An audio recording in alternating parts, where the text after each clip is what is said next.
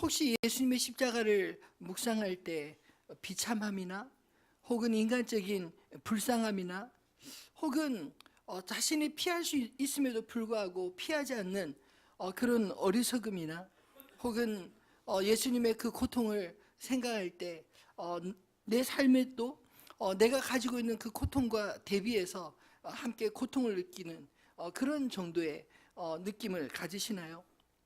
오늘 예수님은 그 십자가 위에서 어떤 느낌으로 그 십자가를 마주하셨을까요? 우리가 읽은 본문 외에도 매일 성경 본문을 살펴보면 가상 7원의 말씀이 다 기록되어 있습니다. 이 가상 7원의 내용들을 하나하나 살펴보면 예수님이 그 십자가 위에서 어떤 느낌으로 그 십자가의 죽음을 맞이하셨는지를 느낄 수 있으리라 생각합니다. 누가복음 23장 34절에 보면 이 예수께서 이르시되 아버지 저들을 사하여 주옵소서 자기들이 하는 것을 알지 못함이니이다 하시더라. 그들이 그의 옷을 나눠 제비 뽑을세. 예수님은 십자가 위에서 오히려 밑에서 조롱하는 그들을 위해 기도하셨다라고 말씀합니다. 예수님은 그 십자가에서 억울해 하시거나 혹은 그 십자가 지는 것을 원망하거나 하나님을 향해서 원망하지도 않으셨다는 것입니다. 누가복음 23장 43절에 보면 예수께서 이르시되 내가 진실로 내게 이르노니 오늘 내가 나와 함께 나그네 있으리라 하시니라.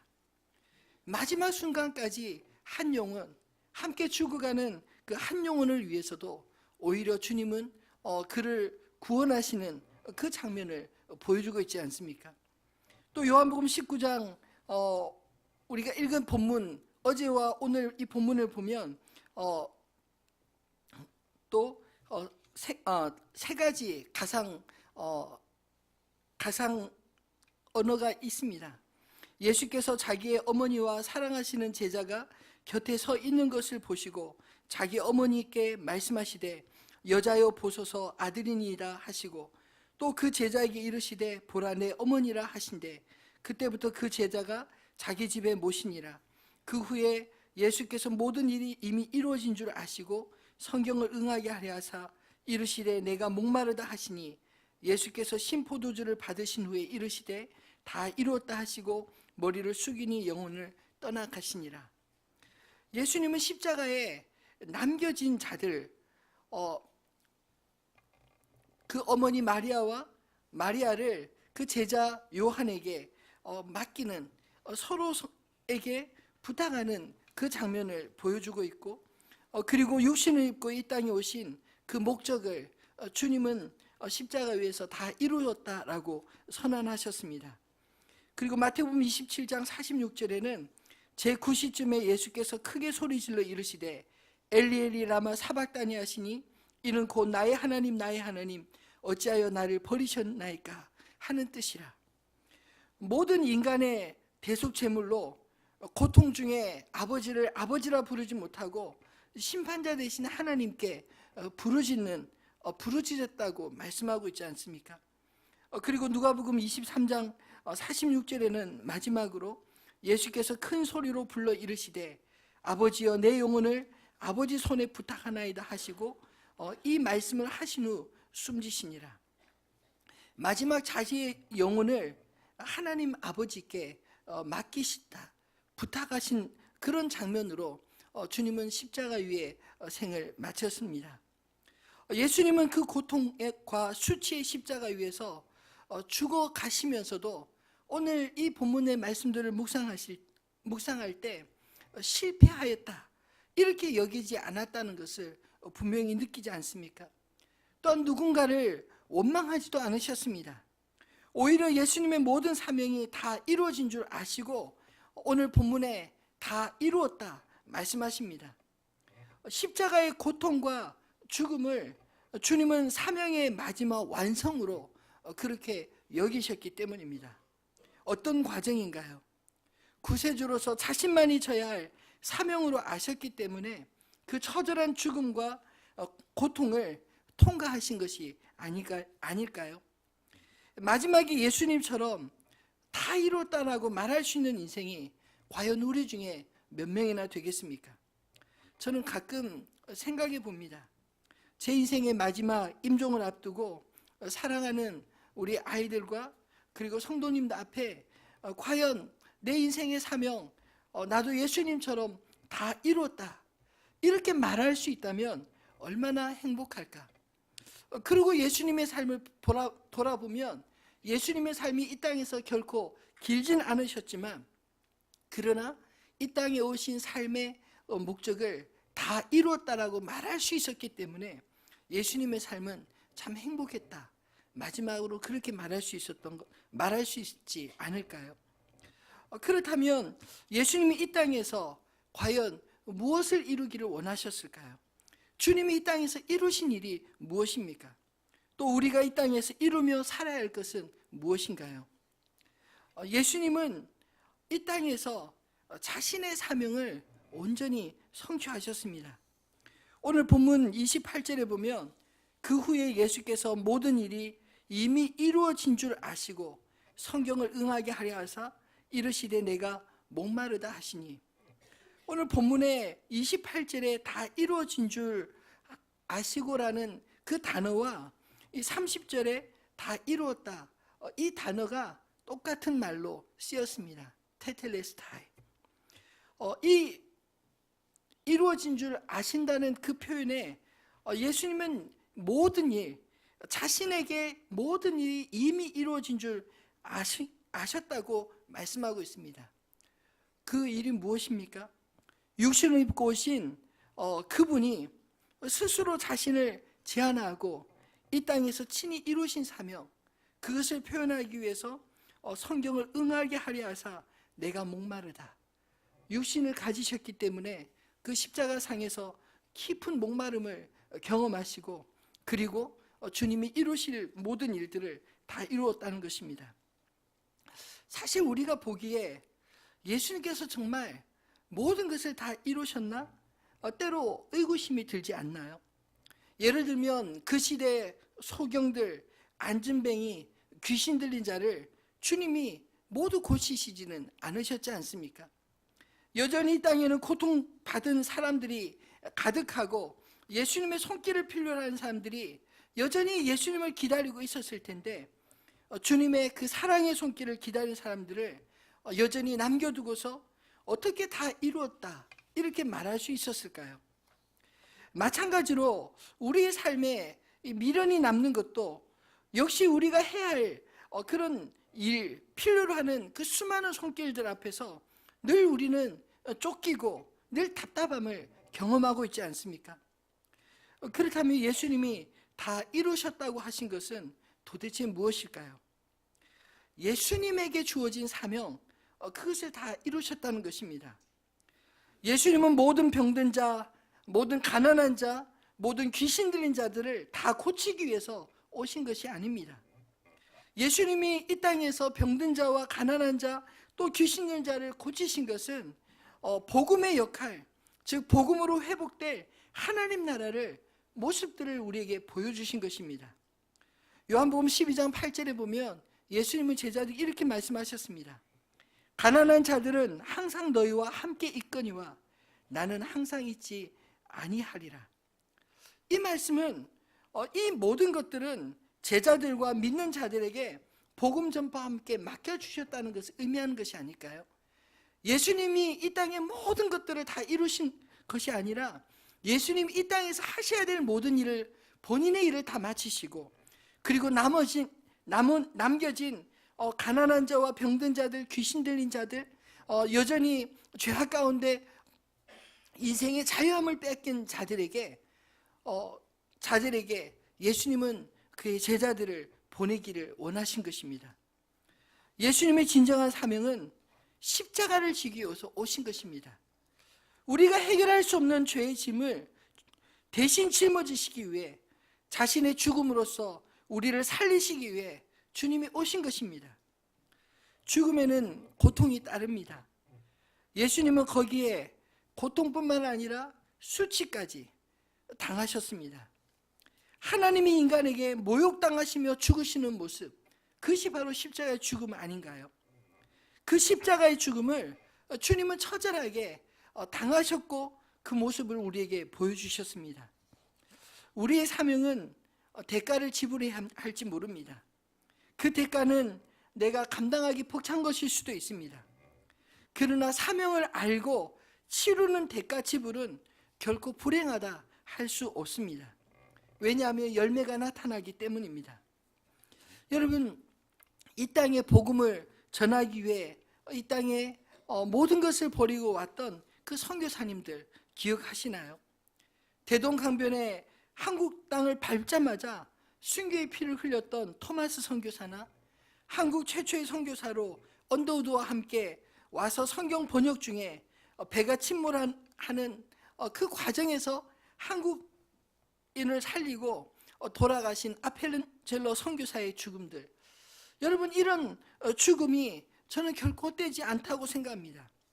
양화진 선교사의 묘지에 묻힌 수많은 선교사들의 그 죽음, 어떤 분은 한국에 도착하자마자 그 죽으신 분도 계신데 그 모든 죽음까지 포함해서 저는 결코 헛되지 않다고 믿습니다. 왜냐하면 그들의 사명으로 이 땅에 복음의 빛이 어둠을 가르고 우리에게 빛을 비추어 주었기 때문입니다. 어떤 죽음도 가슴 아프지 않은 것은 없습니다. 그런데 예수님의 죽음 앞에서 우리가 진심으로 가슴을 쳐야 할 것은 그의 처절한 죽음 때문이 아니라 그를 죽음으로 내몬 우리들의 죄악 때문이 아닌가요? 예수님의 십자가는 이 땅에서 우리를 위해 자신의 목숨을 다 주셨기에 그의 사명은 다 이루어진 것입니다. 두 번째로 예수님이 이 땅에서 이루신 것은 우리의 구원의 완성입니다. 앞에 28절은 예수님이 구세주로서 자신에게 맡겨진 모든 일들, 즉 십자가를 지는 그 모든 일, 십자가를 통해서 지신 그 모든 일을 다 이루어진 줄을 아시고 성경을 응하게 하려 하셨다면 30절은 그 사명을 다 마치신 후에, 십자가를 지신 후에 이제 비로소 우리의 구원, 그 죄값, 그것을 다 치르셨다고 선언하시는 장면이 다 이루었다, 이 말씀 아닐까요? 다 이루었다는 이 헬라어 테텔레스타이는 주로 그 시대의 시장에서 거래하는 용어로 사용되었습니다. 즉 채무자가 채권자의 그 빚 독촉을 받으면서 마지막으로 그 모아둔 돈을 채권자에게 갖다 주면서 나 이제 빚 다 갚았어, 더 이상 나 이제 줄 것 없어, 그렇게 말할 때 테텔레스타이, 이제 빚 다 갚았다라는 그런 말로 쓰던 용어입니다. 여러분, 우리 인생의 문제는 우리가 모르면서 주는 것만 아니라 알면서도 여전히 해결할 수 없는 우리의 죄의 문제 아니겠습니까? 죄책감은 자신이 저지른 일에 대해 책임을 통감하는 마음인데 늘 죄를 지은 이후에 이런 죄책감 때문에 가슴이 아프지 않나요? 사랑해야 할 사람을 사랑하지 못하는 것도 죄책감으로 다가옵니다. 내가 할 일에 대한 불만족 역시 어쩌면 그런 아픔으로 올지 모르겠습니다. 마음의 무거운 짐을 벗지 못해 괴로운 영혼들을 위해 예수님은 십자가 위에서 다 이루신 것입니다. 마태복음 11장 28절로 30절에 보면 수고하고 무거운 짐진 자들아 다 내게로 오라, 내가 너희를 쉬게 하리라. 나는 마음이 온유하고 겸손하니 나의 멍에를 메고 내게 배우라. 그리하면 너희 마음이 쉼을 얻으리니 이는 내 멍에는 쉽고 내 짐은 가벼움이라 하시니라. 여러분, 예수님께서 이렇게 선언할 수 있었던 것은 주님이 우리가 수고하고 무거운 그 짐을 지고 가는 것을, 그 고통을 친히 아시기 때문 아닌가요? 마지막 십자가 위에서 그 목마름을 고백하시는 그 주님이 우리 인생의 진정한 목마름, 우리 인생의 진정한 그 수고하고 무거운 짐을 다 아시고 십자가로 친히 대신 짊어지셨다는 것을 말씀하는 게 아니겠습니까? 믿음은 나를 위해 이루신 그 십자가의 구원을 진심으로 내 마음으로 인정하고 받아들이는 것입니다. 민수기 21장 9절에 보면 모세가 놋뱀을 만들어 장대 위에 다니 뱀에게 물린 자가 놋뱀을 쳐다본 즉 모두 살더라. 이 말씀이 기록되어 있습니다. 사실 이 놋뱀 사건은 예수님이 십자가를 지신 그 사건을 설명할 때 빼놓을 수 없는 것입니다. 여러분, 그 수많은 죽어가는 뱀에게 물려 죽어가는 사람들이 하나님께서 치유하는 방법으로 참 희한한 방법을 선택하셨습니다. 약을 준 것이 아니라 그 뱀의 형상을 노도로 만들어 그 나무에 달아서 모든 백성들이 볼 수 있는 높은 곳에 우뚝 세우고 그 놋뱀을 본 자마다 낫도록, 그것을 끝까지 보지 않는 자는 낫지 않는 그런 일이 이루어졌다는 것입니다. 여러분, 하나님께서 우리에게 구원으로서 요구하신 것이 무엇입니까? 단지 믿음으로 십자가를 바라보라, 이것 아니겠습니까? 믿음은 우리가 할 수 없는 어떤 일, 아니 하기 어려운 어떤 특별한 능력을 가진 사람에게만 요구한 것이 아닙니다. 예수님의 그 십자가를 바라볼 때 예수님이 우리를 위해 이루신 그 구원이 온전히 이루어짐을 믿는 그 사람에게 구원은 여전히 우리에게 현재형으로 다가오는 것입니다. 히브리서 11장 1절로 2절에 믿음은 바라는 것들의 실상이요 보이지 않는 것들의 증거니 선진들이 이뤄서 증거를 얻었느니라. 여러분, 어쩌면 아직 완성되지 않고 우리 인생이 아직 진행 중이기에 지금 내 상태가 과연 구원받은 상태인가 의구심이 들 때도 있을 줄 압니다.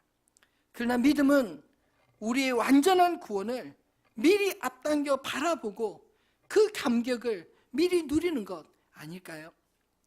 저는 2002년도 그 월드컵, 한국에서 치러진 월드컵 경기를 잊지 못합니다. 그 가운데 그 한국과 이탈리아 경기, 아마 기억하실 분이 많으실 겁니다. 계속 경기를 끌려가듯 지다가 마지막 그 인저리 타임에 인정한 선수의 그 헤딩골과 그리고 그 반지 세리머니, 그 장면 말입니다. 사실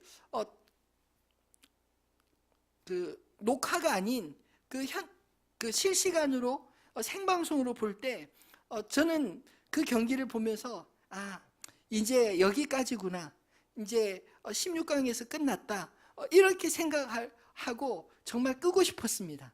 근데 끄지 않고 조금 보다가 거의 마지막 쯤에 기가 막히게 그 경기를 그 역전하는 그 드라마를 보면서 그때 제 기억으로 TV에서 그 방송을 TV만 틀면 어디든지 그 장면 슛 골, 그 장면 아마 수백 번을 본 것 같습니다. 근데 그 생중계로 볼 때와 재방송에 볼 때의 차이가 뭔가요? 생중계로 볼 때는 땀에 손을 쥐고 이미 끝났구나, 그리고 끄고 싶은 그런 충동이 들 정도였지만 이긴 것을 다 알고 이미 본 것을 다시 재방송으로 볼 때는 긴장감이 아니라 이제 알잖아요. 이때 패스 누가 하고 그 다음에 머리 이제 헤딩하면 골이다.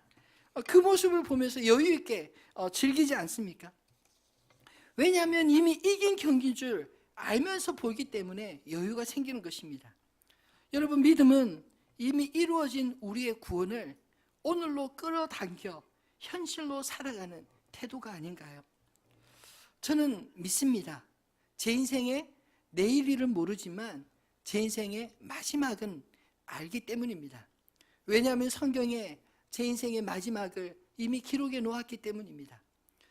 하나님 앞에 설 그날 나의 구원을 온전히 이루실 그 주님을 만나 그 감격할 날을 알기 때문에 이 땅에서 비록 힘들고 어렵고 지금 내 인생의 문제 허덕이며 살아가고 있을지 모르지만 그러나 이미 이루신 주님 앞에 마지막 서게 될 때 그 모든 무거운 짐들 다 벗겨주신 그 주님 앞에서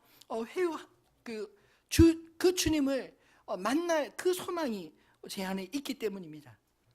여러분, 예수님이 우리를 위하여 십자가를 지신 결과로 주어진 이 구원 믿으십니까?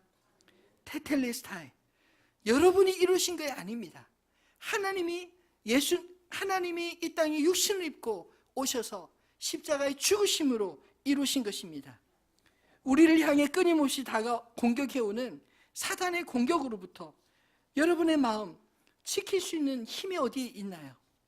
우리의 구원을 이미 다 이루신 그 주님을 믿는 믿음이 승리케 될 줄로 믿습니다.